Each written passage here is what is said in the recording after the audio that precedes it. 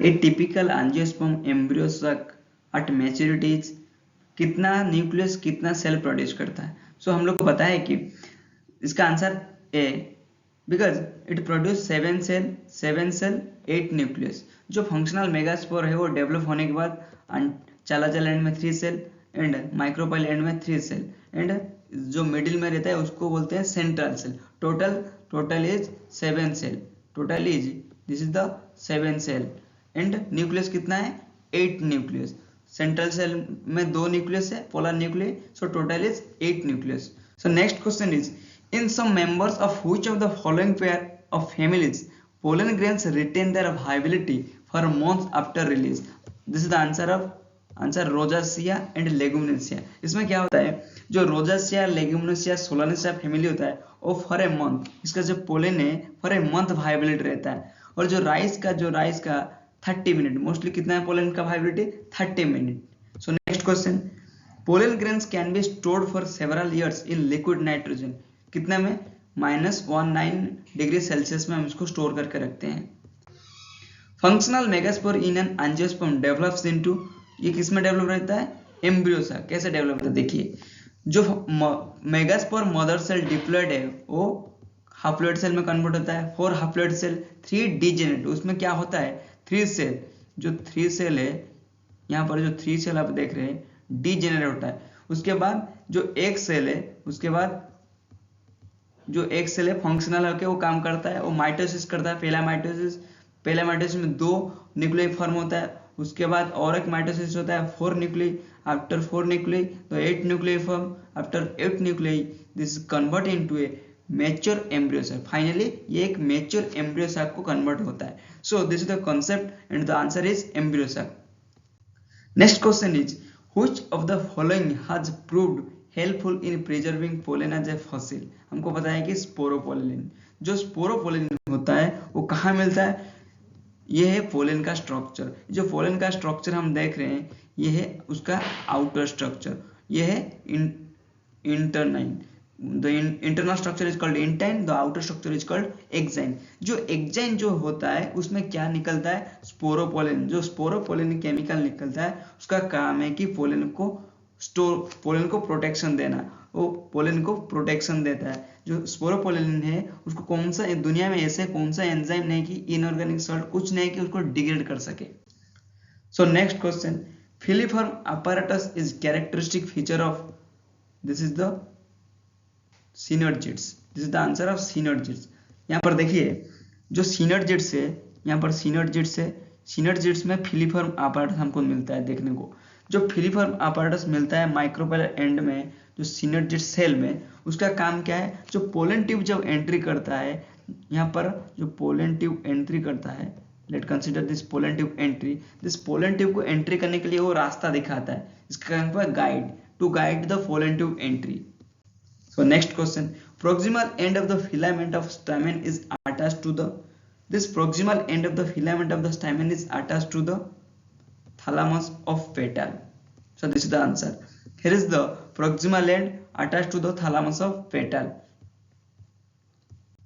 Next question, the term used for transfer of pollen grains from anthers of one plant to stigma of a different plant which during pollination brings genetically, this is the concept, genetically different types of pollen grains to stigma. In which condition? Everyone know this is genogamy. In genogamy, the genetically different types of pollen grains. Here is the 2 plant. यहाँ पर 2 plant है जिसमें एक में flower है और दूसरे में भी फ्लावर है। वो क्या है, कीड़ा जाके और इंसेक्ट जाके उसको ट्रांसफर कर रहा है, उसका पॉलिनेशन कर रहा है। उसके वजह से क्या हुआ, जेनेटिकली चेंजेस होता है, जिसके वजह से इसका जो कैरेक्टर फ्लावर 1 का कैरेक्टर फ्लावर 2 में जाता है, जेनेटिकली चेंजेस होता है। इसके वजह से हम इसको क्या कहते हैं, जेनोगामी। Next question, which of the following is incorrect for wind pollinated plants? First is well exposed stamens and stigma. हमको पता है कि wind pollination जो होता है उसका फीचर क्या है, wind well exposed stamen and stigma, many ovules in each ovary. This option is wrong. हमको पता है कि wind होने के लिए क्या चाहिए, monoovular. This is monoovular. This is the structure in the structure we see monoovular, एक ओव्यूल होना चाहिए. In see flower are small, this is flower are small and not brightly colored, this is also correct. Pollen grains are light and non-sticky, this is also correct. So all points are correct, only this point is not correct. Many ovules in each ovary, this is monoovular. Next question. In water hyacinth and water lily, pollination takes place by this is insect and water. Insect. So this is the answer of insect or wind, not insect and water. This is the answer D, insect और wind. हमको पता है कि इसमें क्या होता है, दो प्रकार की होता है. एक होता है सरफेस में होना, एक aquatic जो कि इंसेक्ट और विंड से होता है, और एक होता है सरफेस में होता है, और एक होता है अंडर वाटर होता है. दो टाइप का होता है. सो आंसर इज इंसेक्ट और wind. Winged pollen grains are present in. Winged pollens का मतलब क्या होता है? विंग्ड पोलन जो होता है उसका स्ट्रक्चर ऐसे एक पोलन होता है जिसमें एक विंग लाइक स्ट्रक्चर, जिसमें क्या होता है एक wing like structure,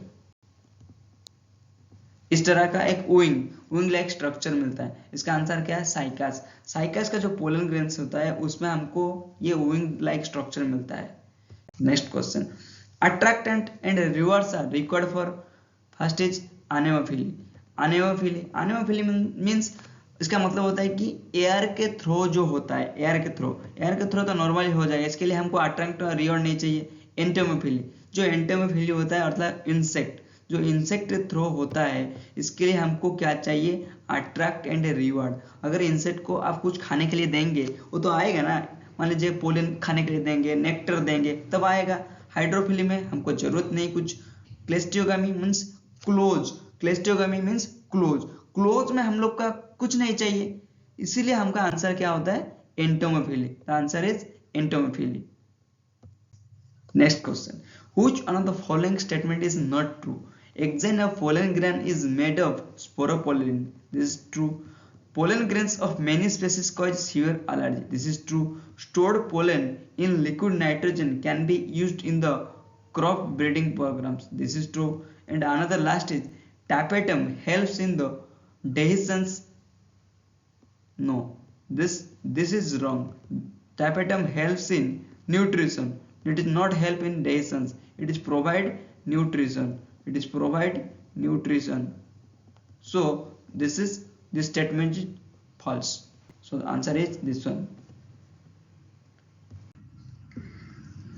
In which of the following both autogamy and geitonogamy are prevented? Autogamy and geitonogamy. This autogamy and geitonogamy are prevented in papaya. Identify the incorrect statement related to pollination. Pollination by water is quite rare in flowering plants. Pollination by wind is more amongst abiotic pollination. Flowers produce foul odor to attract flies and beetles to get pollinated.